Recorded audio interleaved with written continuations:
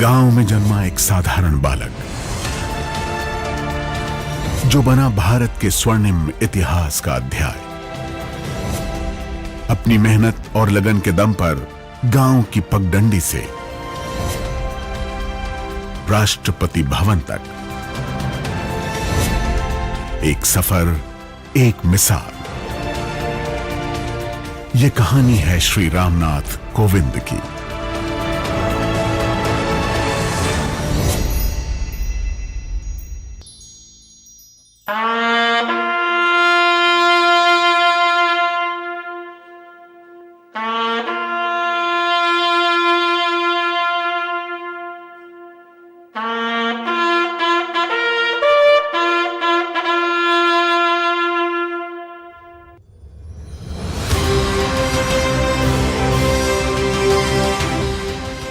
भारत विश्व का सबसे बड़ा लोकतांत्रिक देश और इस महान देश का सबसे बड़ा संवैधानिक पद हर भारतीय का गर्व, गौरव और अभिमान।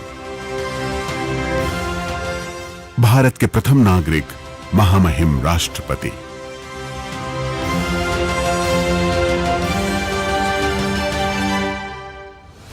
I, Anup Mishra, the returning officer for the presidential election 2017, hereby declare that Shri Ramnath Kovind, Kanpur, Uttar Pradesh, has been duly elected to the office of the President of India.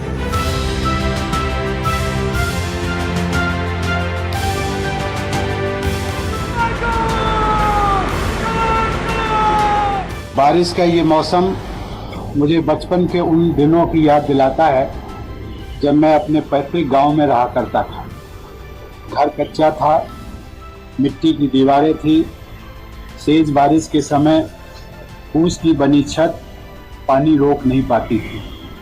आज देश में ऐसे कितने ही रामनाथ कोविंद होंगे जो इस समय बारिश में भीग रहे होंगे, कहीं खेती कर रहे होंगे, कहीं मजदूरी कर रहे होंगे, शाम को भोजन मिल जाए इसके लिए पसीना बहा रहे होंगे।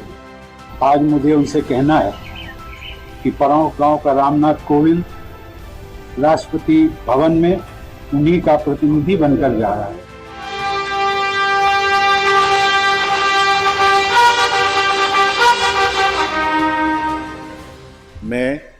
मैं ईश्वर की शपथ लेता हूं कि रामनाथ कोविंद ईश्वर की शपथ लेता हूं कि मैं श्रद्धापूर्वक भारत के राष्ट्रपति के पद का कार्यपालन करूंगा। भारत के राष्ट्रपति के पद का कार्यपालन करूंगा।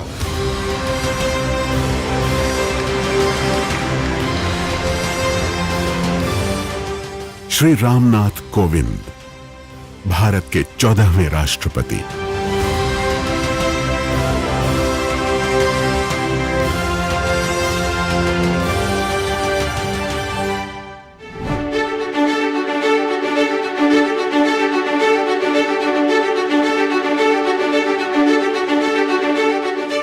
परौंक उत्तर प्रदेश के जिले कानपुर देहात का ये छोटा सा गांव कहां जानता था कि इसी गांव की गोद में पला बढ़ा एक साधारण सा बालक फूस के घर से राष्ट्रपति भवन तक के यादगार सफर की कहानी लिखेगा।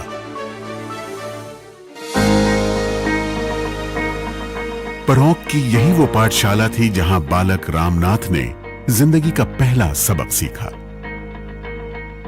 ये वो दौर था जब देश नया नया आजाद हुआ था। गांव, देहात, शहर सब ने खुली हवा में सांस लेना शुरू किया था। बापू के आंदोलन से हर तरफ देशभक्ति की लहर दौड़ रही थी। भारत की राजनीतिक और सामाजिक व्यवस्थाएं नए सिरे से आकार ले रही थी। बाबा साहब अंबेडकर की अगुवाई में स्वतंत्र भारत ने अपना संविधान तय कर लिया था। बदलाव के बयार तो सब महसूस कर रहे थे, पर यह कोई नहीं जानता था कि यह छोटा सा गांव भी इस बड़े बदलाव का हिस्सा बनेगा। इसी गांव का एक बालक एक दिन देश के सर्वोच्च संवैधानिक पद पर आसीन होगा और भारत के संविधान का सबसे बड़ा सिपाही बनेगा।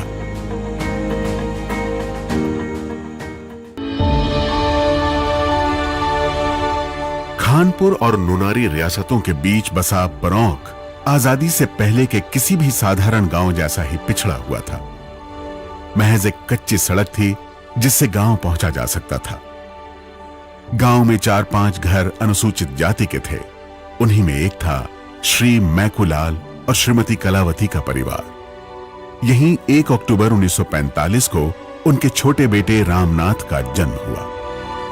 उस समय के सामाजिक भेदभाव के बावजूद गांव में मेल मिलाप और भाईचारा था। मैकूलाल जी छोटे खेतीहर थे और साथ ही उनकी छोटी सी परचून की दुकान थी। जीवन यापन के लिए इतना बहुत था। मां कलावती घरेलू महिला थी, पर सीमित आमदनी में घर चलाने का हुनर वो खूब जानती थी। मैकूलाल जी को आयुर्वेद का भी ज्ञान था, जिससे वो जरूरतमंदों का इलाज भी किया करते थे। उनके इस कौशल से गांव में सब उनका आदर करते थे और उन्हें मैकू बाबा कहकर बुलाते थे। उनके पिताजी थे बहुत धार्मिक प्रवृत्ति के व्यक्ति थे। उन्हें हम सब लोग बाबा बाबा कहा करते थे। मैकू बाबा हमारे यहाँ मंदिर है देवी जी का, उस मंदिर के चबूतरे का निर्माण उन्होंने कराया। बहुत भक्त थे वो देवी के, शिव भक्त थे। तो ये जो आज हम लोगों को दिन देखने को मिल रहा है, ये सब आदरणीय उनके पिताजी का आशीर्वाद है। जिंदगी की गाड़ी अभावों के कारण धीमी जरूर चल रही थी, पर उसमें संतोष का भरपूर ईंधन था। पर तभी एक हादसा हुआ।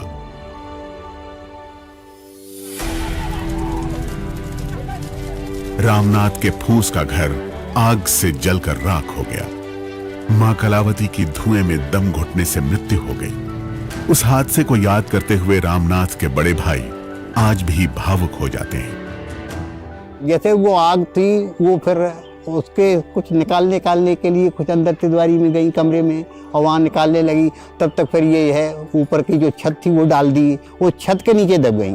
तो धुएं में और छत के नीचे मिट्टी में दब गई और फिर वो मर गई, वो नहीं रही। हाँ, तो उनका सिर्फ वो आग जो है सिर्फ जैसे उन्हीं के लिए लगी थी, यानी जैसे वो मौत हो गई।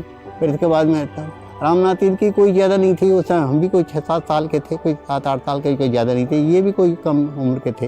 हाँ, तो माता जी तो फिर कहीं नहीं किया, वो तो वही एक ही थी। जिस वक्त मां गुजरी उस वक्त रामनाथ करीब 5 साल के थे। उन्हें कोई संभालने वाला नहीं था। छोटी सी उम्र में बड़े बड़े संघर्षों से ऐसा रिश्ता बना कि फिर लंबे समय तक नहीं टूटा। लेकिन रामनाथ का हौसला नहीं टूटा। संघर्ष की इन्हीं पथरीली राहों पर राहत भले पलों की तरह उन्हें वो साथी भी मिलते रहे, जिनके साथ से जीने की नई राह निकलती चली गई। परौंख में स्कूल की पढ़ाई महज 5वीं तक थी। आगे की पढ़ाई के लिए गांव से 6 किलोमीटर दूर खानपुर रियासत जाना होता था। रामनाथ का दाखिला उसी स्कूल में करा दिया गया। परौंख से खानपुर रियासत तक जाने आने का रास्ता रामनाथ को रोज पैदल ही तय करना पड़ता था। गरीबी के कारण उनके पास चप्पल जूते भी नहीं थे। गर्मी के दिनों में पैर जलने लगते थे। लिहाजा 6 किलोमीटर का ये रास्ता वो तेज दौड़कर तय किया करते थे। स्कूल में रामनाथ का शुमार एक होनहार छात्र के रूप में होने लगा। मैकूलाल जी ने रामनाथ की प्रतिभा को पहचाना और आगे की पढ़ाई के लिए उन्हें किसी बड़े शहर में भेजने का फैसला किया। अपने इस सपने के लिए उनके पिता ने धन का अभाव आड़े नहीं आने दिया। लिहाजा आगे की पढ़ाई के लिए रामनाथ कानपुर आ गए।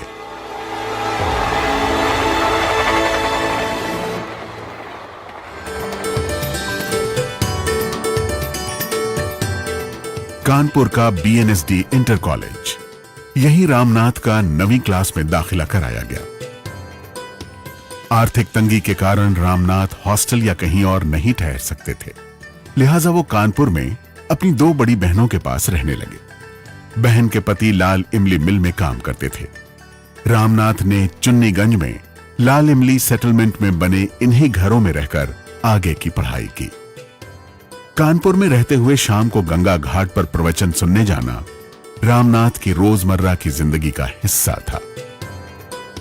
हम लोग मकरावटगंज में रहा करते थे। उस समय ये गांव से पढ़ने आए हुए थे। उस समय मैं 6 में पढ़ता था।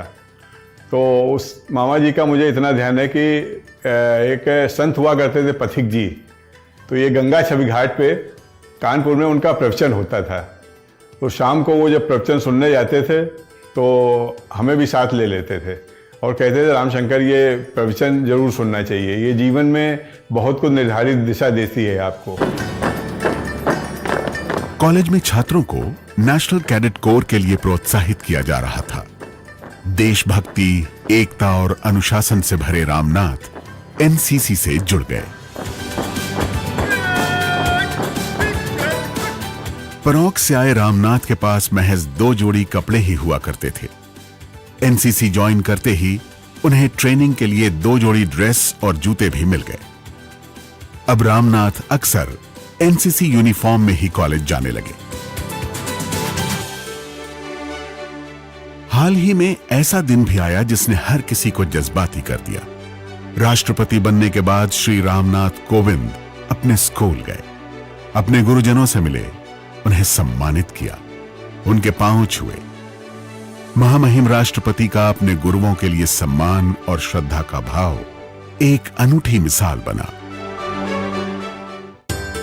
12वीं के बाद रामनाथ ने बीकॉम करने का फैसला किया और कानपुर के डीएवी कॉलेज में दाखिला लिया।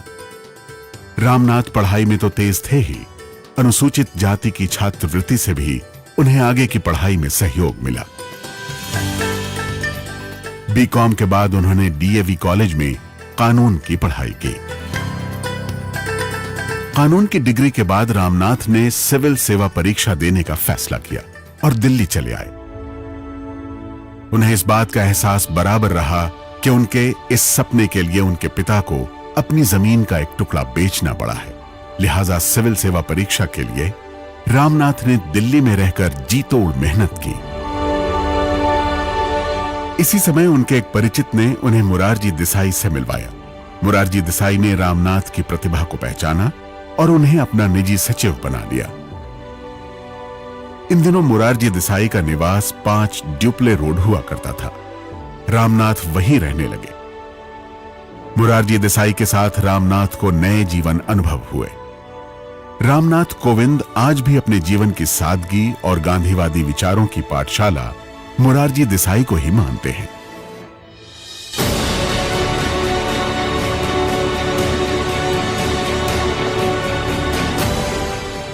फिर वो यादगार दिन भी आया जब उनकी मेहनत और लगन रंग लाई। रामनाथ सिविल सेवा परीक्षा में सफल हो गए, पर उन्हें अपने भविष्य की बेहतर संभावना वकालत में दिखाई दी और उन्होंने दिल्ली हाई कोर्ट में प्रैक्टिस करने का फैसला किया।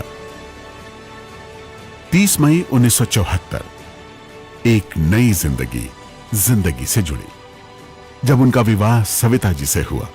सविता जी बताती हैं कि रामनाथ जी से उनकी पहली मुलाकात कोली समाज के एक कार्यक्रम में हुई थी। हमारी एक कोली समाज की संस्था है, उसमें हमारा परिवार जाया करता था। समाज सेवा में जुटे हुए थे सब लोग। उसमें कोविंद जी भी आते थे। उनका ये कोली समाज से जो प्रेम भाव मैंने देखा, उसको देख के मैं बहुत इम्प्रेस हुई। मेरे बड़े भाई कैप्टन बलवीर कुमार कोली ने उनसे बहुत हिम्मत जुटा के कोविंद जी से बात की, शादी की और प्रस्ताव रखा, शादी का प्रस्ताव रखा। फिर उसके बाद कोविंद जी का हमारे परिवार में और हमारे परिवार का उनके परिवार में आना जाना शुरू हुआ। मैं कोविंद जी से जब भी मिली, उनको देखा, उनको परिवार में, उनका विनम्र भाव मुझे बहुत अच्छा लगा। मैं इससे बहुत इम्प्रेस हुई कि कितने सादगी भरे इंसान हैं। सविता जी से शादी के बाद रामनाथ की जिंदगी थोड़ी और पटरी पर आई। वकालत जारी रही, पर एक बात थी जो रामनाथ को बराबर खटक रही थी। वकालत के शुरुआती दिनों में एडवोकेट रामनाथ ने देखा कि समाज की मजलूम और गरीब महिलाएं कानूनी जानकारी और धन के अभाव में न्याय से वंचित हैं। लिहाजा उन्होंने ऐसे तमाम जरूरतमंदों को मुफ्त कानूनी सलाह देने का फैसला किया। उनके मुकदमे मुफ्त लड़ने का निश्चय किया। इसी दौरान रामनाथ उस समय के जाने माने एडवोकेट और पूर्व कानून मंत्री AK सेन के संपर्क में आए और थोड़े ही समय में रामनाथ ने वकालत में अपनी एक खास जगह बना ली। दिल्ली हाईकोर्ट में रामनाथ की वकालत समाज में हाशिए पर खड़े लोगों को दी गई मुफ्त कानूनी सहायता के लिए आज भी जानी जाती है। साल 1978 जब Ramnath Kovind advocate on record का इम्तिहान पास कर इनरोल हुए और उन्होंने सुप्रीम कोर्ट में प्रैक्टिस करने का फैसला किया। बाद में वो केंद्र सरकार के स्टैंडिंग काउंसिल भी बने और फिर 1980 से 1993 तक सुप्रीम कोर्ट की वकालत में मसरूफ रहे।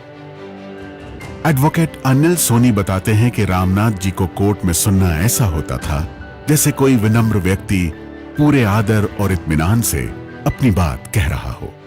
86 और 87 के बीच में जब पहली दफा मैं सुप्रीम कोर्ट गया देखने, उस टाइम तो केस नहीं था मेरे पास, लेकिन जब कोर्ट में गया तो मैंने कोविंद जी को आर्ग्यूमेंट करते हुए देखा और बड़े सॉफ्ट स्पोकन और बड़े फर्मली अपने व्यू पॉइंट कोर्ट में रख रहे थे। और जब उन्होंने अपनी बहस खत्म करी तो कोर्ट ने कहा कि yes, you have taught us law today and we would have exceeded our jurisdiction had you not taught us. तो मुझे बड़ा इंप्रेसिव लगा कि ये शख्स कौन है।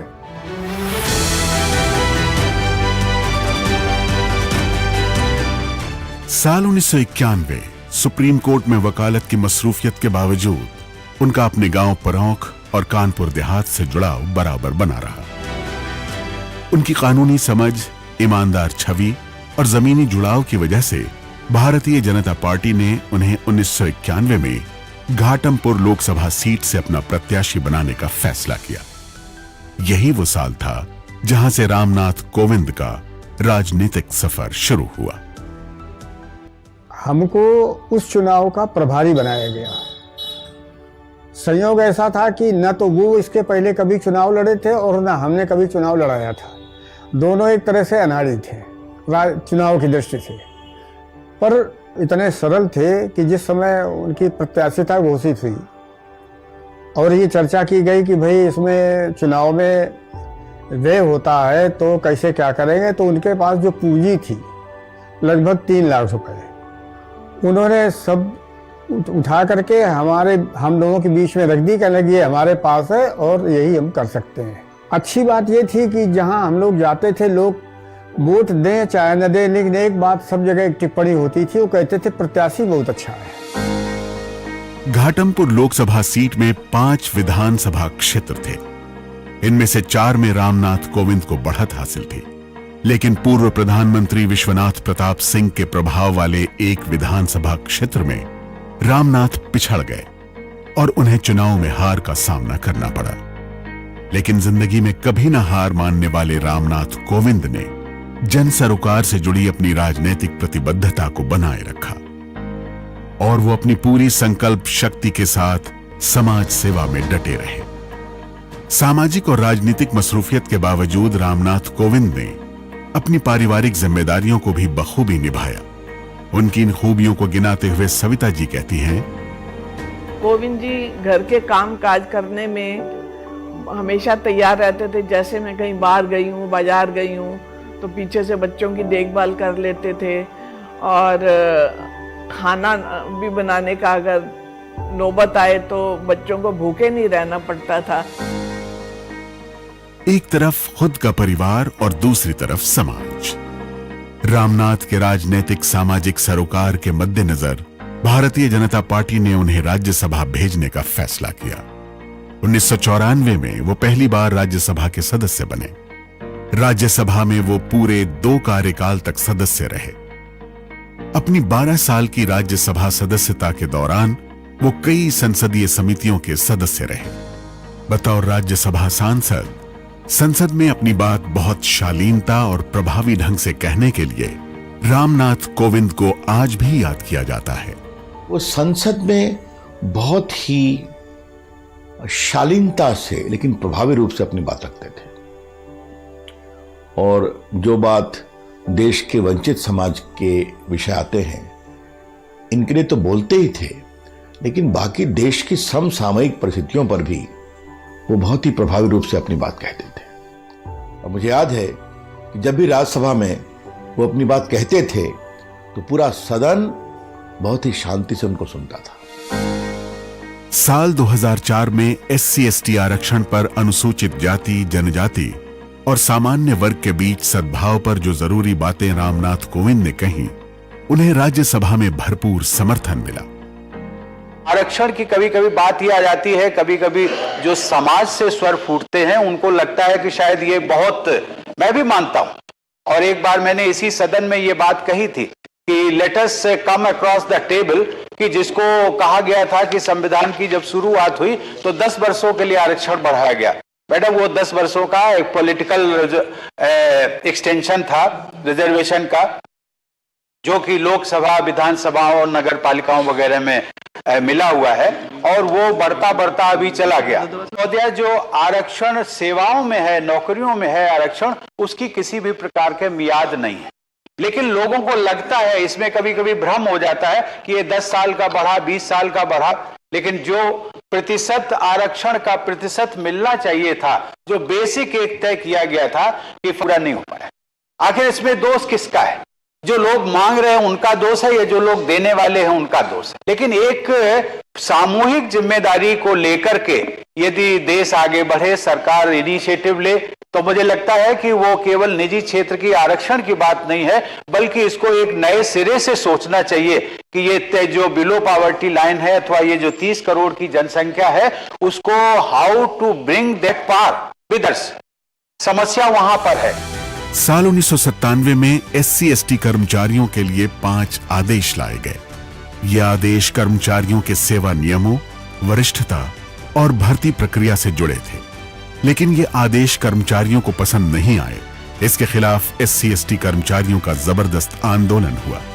तत्कालीन सरकार के कर्मचारी विरोधी इन आदेशों का भारतीय जनता पार्टी ने पुरजोर विरोध किया। सांसद रामनाथ कोविंद ने इस आंदोलन की सड़क से संसद तक अगुवाई की। परिणाम स्वरूप अटल बिहारी वाजपेयी सरकार के कार्यकाल में संविधान का 81वां, 82वां और 85वां संशोधन पारित कर इन आदेशों को रद्द कर दिया गया। सांसद रामनाथ कोविंद के राजनीतिक जीवन की ये एक महत्वपूर्ण उपलब्धि थी। ये डीओपीटी ने 97 में 5 ऐसे ऑफिस मेमोरेंडम थे जो निकाले थे। उनको उनकी वापसी वाला जो पूरा प्रोसेस है, उसमें रामनाथ कोविंद साहब जो हमारे राष्ट्रपति जी हैं, तब वो MP होते थे, उन्होंने बहुत अहम भूमिका अदा की। और उनके संघर्ष की वजह से या उनके प्रयास की वजह से ही वो ऑफिस मेमोरेंडम वापस हो सके। और बाद में उन्होंने जो मेहनत की उसकी वजह से ही 3 अमेंडमेंट हुई। राज्यसभा के अपने 12 साल के कार्यकाल में रामनाथ कोविंद ने संसदीय दल के सदस्य के तौर पर कई देशों का दौरा किया। इनमें सबसे चर्चित दौरा साल 2003 में संयुक्त राष्ट्र संघ का था, जहां उन्होंने संसदीय दल की अगुवाई करते हुए संयुक्त राष्ट्र में बाल अधिकार के विशेष सत्र की रिपोर्ट पर अपने विचार रखे। रामनाथ कोविंद को अब भारतीय जनता पार्टी के वरिष्ठ नेता के तौर पर पहचाना जाने लगा था। पार्टी ने उन्हें कई खास जिम्मेदारियां सौंपी। वो भारतीय जनता पार्टी के राष्ट्रीय अनुसूचित जाति मोर्चा के अध्यक्ष बनाए गए। पार्टी के राष्ट्रीय प्रवक्ता भी रहे। साथ ही उन्होंने लंबे समय तक कोली समाज का नेतृत्व किया। अब पार्टी की ओर से राज्य तथा राष्ट्रीय स्तर के चुनाव प्रचार में भी उनकी महत्वपूर्ण भूमिका तय की जाने लगी। साल 2015 श्री रामनाथ कोविंद को बिहार का राज्यपाल बनाया गया। अपने कार्यकाल के दौरान रामनाथ कोविंद ने बिहार की शिक्षा व्यवस्था को दुरुस्त करने का बीड़ा उठाया। उन्होंने विश्वविद्यालयों के कुलपतियों की नियुक्तियों को पारदर्शी बनाया। राज्यपाल रामनाथ कोविंद का कार्यकाल बिहार की शिक्षा व्यवस्था को दुरुस्त करने के लिए हमेशा याद किया जाएगा।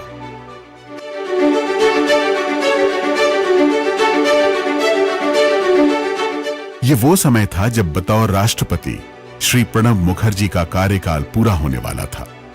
देश को अपने नए राष्ट्रपति की तलाश थी। तभी एक दिन पटना राज्य भवन में राज्यपाल श्री रामनाथ कोविंद के लिए दिल्ली से फोन आया। उन्हें राष्ट्रीय जनतांत्रिक गठबंधन की ओर से राष्ट्रपति चुनाव के उम्मीदवार बनाए जाने की सूचना दी गई। राष्ट्रपति पद के चुनाव में एनडीए के प्रत्याशी के रूप में आज श्री रामनाथ कोविंद गवर्नर बिहार का नाम तय किया गया है।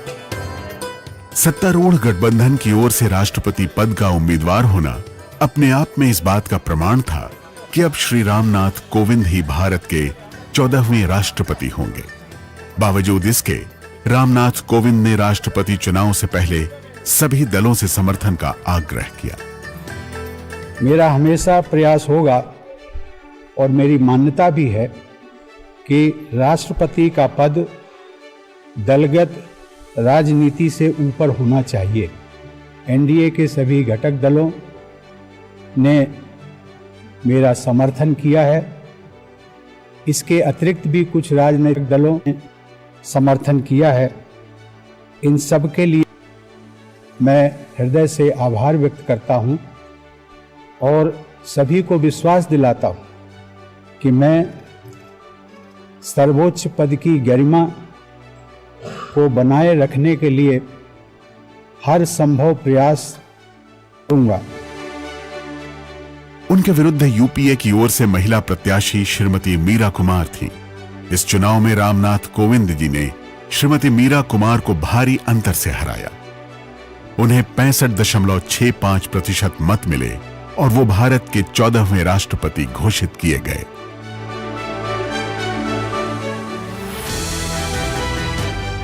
श्री रामनाथ कोविंद ने राष्ट्रपति पद की सर्वोच्च परंपरा और गरिमा का पूरी निष्ठा से निर्वहन किया। सामाजिक और संवैधानिक दायित्वों के लिए नए प्रतिमान गढ़े। उनके कार्यकाल में देश में 5 गणतंत्र दिवस समारोह आयोजित हुए। साल 2018 की परेड में राजपथ उन भावुक पलों का गवाह भी बना जब देश के एक वीर सपूत को मरणोपरांत अशोक चक्र प्रदान करते हुए राष्ट्रपति की आंखें नम हो गईं। कॉर्पोरल ज्योति प्रकाश निराला की पत्नी श्रीमती सुषमा नंद, साथ में है उनकी माताजी। साल 2022 आजादी के अमृत महोत्सव की परेड तब यादगार बन गई जब बीएसएफ के सीमा वाहिनी के नारी शक्ति प्रदर्शन ने राजपथ को अपने पूरे जोश से भर दिया। इसी परेड में राष्ट्रपति के अंगरक्षक बेड़े में शामिल खास घोड़ा विराट भी सेवानिवृत्त हुआ।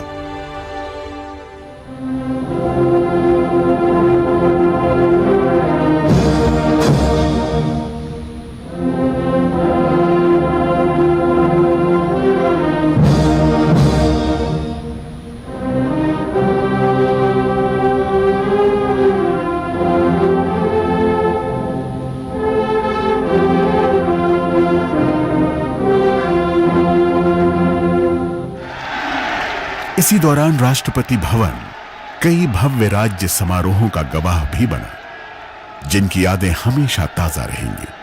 साल 2019 प्रधानमंत्री श्री नरेंद्र मोदी का शपथ ग्रहण। मैं नरेंद्र दामोदर दास मोदी ईश्वर की शपथ लेता हूं कि मैं विधि द्वारा स्थापित भारत के संविधान के प्रति सच्ची श्रद्धा और निष्ठा रखूंगा।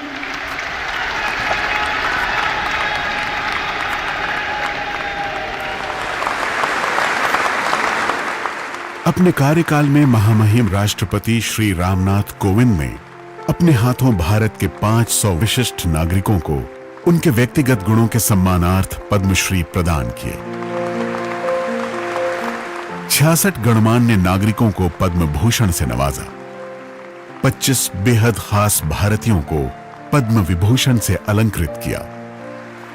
श्री प्रणब मुखर्जी को भारत रत्न से अलंकृत किया।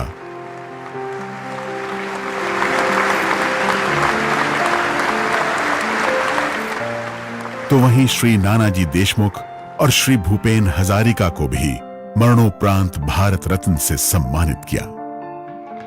विस्तार है पार प्रजा तुम पार करे आहाकार निशब्द सदा। ओ गंगा तुम, ओ गंगा बहती हो क्यों। इसी कड़ी में पहली बार ऐसा हुआ कि नंगे पांव चलने वाले भारत के उन जमीनी नागरिकों को भी पद्म पुरस्कार से अलंकृत करने राष्ट्रपति भवन बुलाया गया। जिन्होंने अपना सारा जीवन जन कल्याण और देश सेवा में समर्पित कर दिया।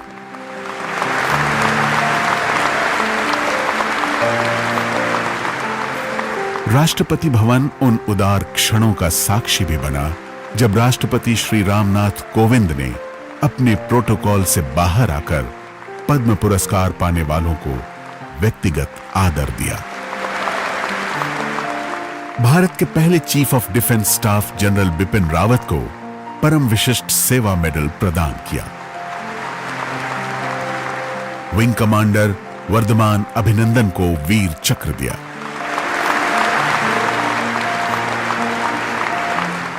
दादा साहब फाल्के पुरस्कार और मेजर ध्यानचंद खेल रत्न जैसे कितने ही गौरवशाली अवसर आए जब राष्ट्रपति भवन का ये सभागार गर्व से गूंजता रहा। I, दीपक मिश्रा, राष्ट्रपति श्री रामनाथ कोविंद देश के ऐसे पहले राष्ट्रपति रहे जिनके कार्यकाल में 4 मुख्य न्यायाधीशों ने शपथ ली। I, नूतलपाटी Venkataraman, do swear in the name of God.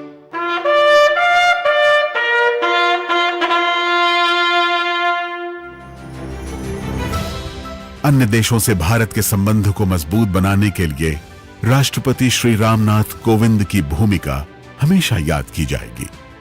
उनके कार्यकाल में राष्ट्रपति भवन ने अनेक राष्ट्राध्यक्षों की मेजबानी की, जिनमें भूटान नरेश और उनका परिवार, आसियान देशों के राष्ट्राध्यक्ष, फ्रांस के राष्ट्रपति इमैनुअल मैक्रोन, रूस के राष्ट्रपति Vladimir Putin, German chancellor Angela Merkel और अमेरिका के राष्ट्रपति डोनाल्ड ट्रंप खास हैं।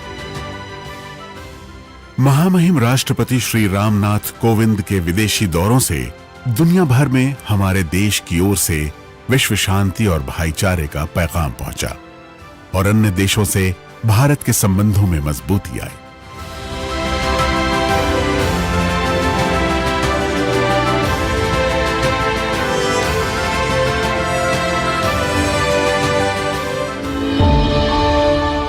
इसी कड़ी में उनका सूरीनाम दौरा खास रहा, जब इतिहास में पहली बार 2 देशों के राष्ट्राध्यक्षों ने एक साथ योगाभ्यास किया।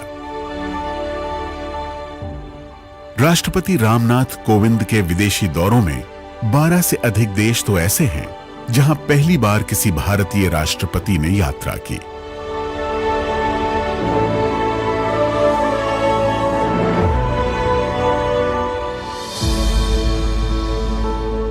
उनका पूरा कार्यकाल भारतीय सांप्रदायिक सौहार्द की बेहतरीन मिसाल बना।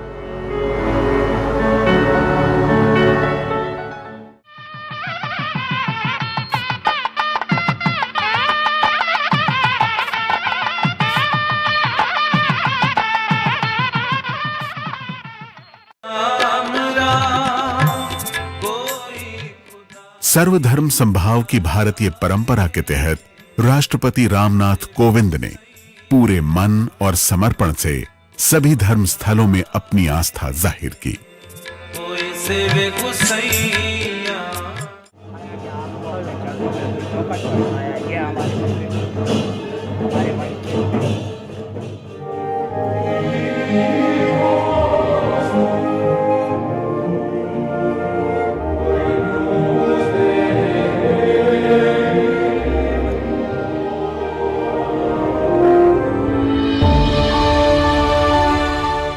पदभार ग्रहण के फौरन बाद ही राष्ट्रपति रामनाथ कोविंद ने फैसला लिया कि वो राष्ट्रपति भवन परिसर में बने मंदिर, मस्जिद, गुरुद्वारे और चर्च में खुद उपस्थित होकर सभी त्योहारों में शामिल होंगे।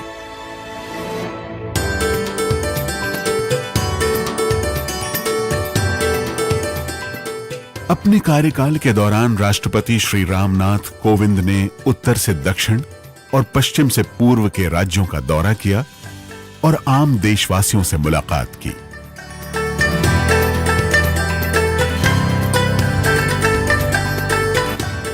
समय समय पर राष्ट्रपति श्री रामनाथ कोविंद ने देश के विभिन्न राजनीतिक दलों के प्रतिनिधियों से मुलाकात की और महत्वपूर्ण राष्ट्रीय अंतर्राष्ट्रीय मुद्दों पर विचार विमर्श किया।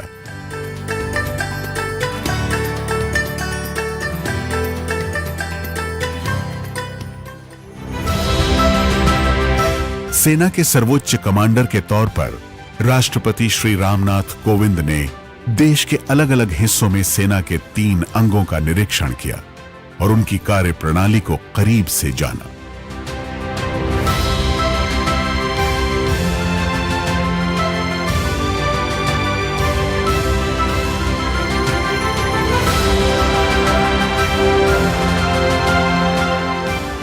राष्ट्रपति दुनिया के सबसे ऊंचे युद्ध स्थल सियाचिन भी गए और जवानों से मिले। सियाचिन जाने वाले वो देश के दूसरे राष्ट्रपति बने। उनसे पहले 2004 में तत्कालीन राष्ट्रपति श्री APJ अब्दुल कलाम ने सियाचिन का दौरा किया था।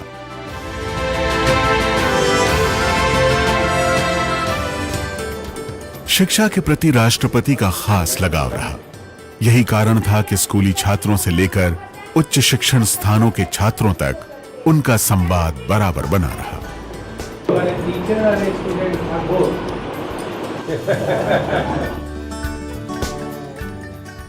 And it is also a special day for me, since I meet and interact with children from across the country. केंद्रीय विश्वविद्यालयों के कुलाध्यक्ष के तौर पर राष्ट्रपति ने समय समय पर उनके कुलपतियों से मुलाकात की और देश की उच्च शिक्षा को बेहतर बनाने में अपने मेहनीय सुझाव दिए। My warm wishes to you for your successful tenure in India.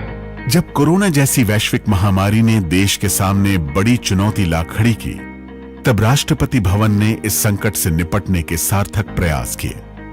पहली बार 7 देशों के नवनियुक्त राजदूतों या हाई कमिश्नर की ओर से राष्ट्रपति को वीडियो कॉन्फ्रेंसिंग के जरिए परिचय पत्र सौंपे गए। राष्ट्रपति भवन में आयोजित समारोह में भी कोरोना प्रोटोकॉल का सख्ती से पालन किया गया।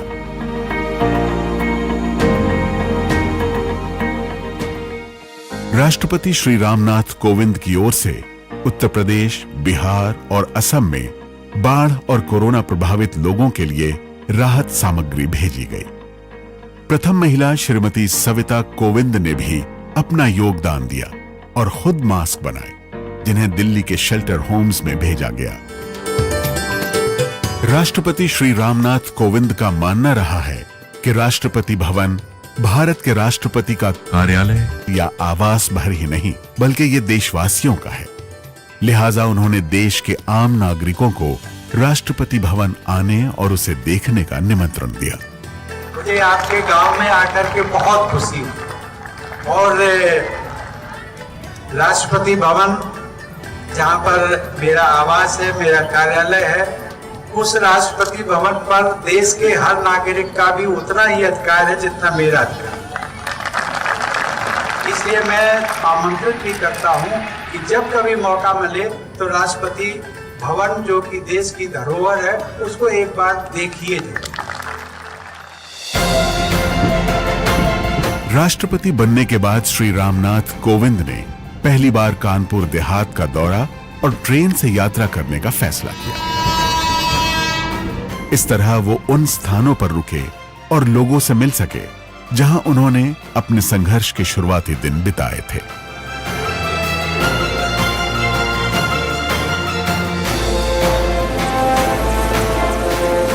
परौंख गांव का माहौल उस समय जज्बाती हो गया जब राष्ट्रपति ने अपने जन्म स्थान की माटी को मस्तक पर लगाकर नमन किया। सारा का सारा गांव अपने लाडले रामनाथ के स्वागत में उमड़ पड़ा। राष्ट्रपति गांव में उन सभी जगहों पर गए जहां उन्होंने अपना बचपन बिताया था।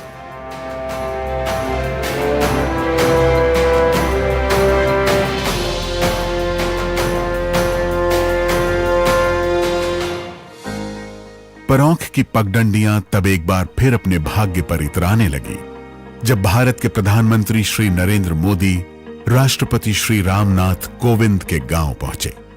यह एक ऐतिहासिक क्षण था जब देश के किसी राष्ट्रपति की जन्मभूमि पर मौजूदा वक्त के प्रधानमंत्री और राष्ट्रपति दोनों मौजूद थे। प्रधानमंत्री श्री नरेंद्र मोदी ने परौंख के संस्कारों के साथ साथ राष्ट्रपति को भी प्रणाम किया। साथियों, परौंख की मिट्टी से राष्ट्रपति जी को जो संस्कार मिले हैं उसकी साक्षी आज दुनिया बन रही है। और मैं आज देख रहा था कि एक तरफ संविधान, दूसरी तरफ संस्कार, और आज गांव में राष्ट्रपति जी ने मुझे आज हैरान कर दिया। वे स्वयं हेलीपैड पर रिसीव करने आए। मैं बड़ी शर्मिंदगी महसूस कर रहा था। मैंने कहा, राष्ट्रपति जी आपने मेरे साथ अन्याय कर दिया आज। तो उन्होंने सहज रूप से कहा कि संविधान की मर्यादाओं का पालन तो मैं करता हूं, लेकिन कभी कभी संस्कार की भी अपनी ताकत होती है। आज आप मेरे गांव में आए हैं, मैं यहां पर अतिथि का सत्कार करने के लिए आया हूं। अतिथि देवो भव के संस्कार भारत में किस प्रकार से हमारी रगों में पहुंचे हैं, उसका उत्तम उदाहरण आज राष्ट्रपति जी ने प्रस्तुत किया। मैं राष्ट्रपति जी को आदरपूर्वक प्रणाम करता हूं।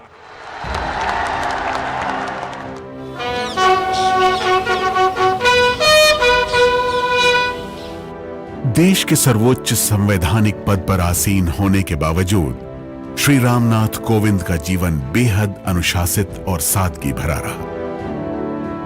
जब भी उनसे मिलिए तो लगता है कि सादगी और विनम्रता खुद रूबरू है। अनुभवों को जानिए तो महसूस होता है कि जैसे पूरा विश्वविद्यालय आपसे मुखातिब है। जमीनी संघर्ष और तजुर्बे में तपी शख्सियत ऐसी कि जैसे हमारे हताश मन को हौसला देते हुए वो कह रहे हों, मंजिलें क्या हैं, रास्ता क्या है, हौसला हो तो फासला क्या है। मत समझना पिछड़ गया तू, कारवां से बिछड़ गया तू अकेला ही कारवां बन जा, ठान ले दिल में सोचता क्या है। मंजिलें क्या है, रास्ता क्या है, हौसला हो तो फासला क्या है। आंधियों के विरुद्ध चलने का ये समय है, समय बदलने का। तू चलेगा तो चल पड़ेंगे सब, अपने कदमों को रोकता क्या है। मंजिलें क्या है, रास्ता क्या है, हौसला हो तो फासला क्या है।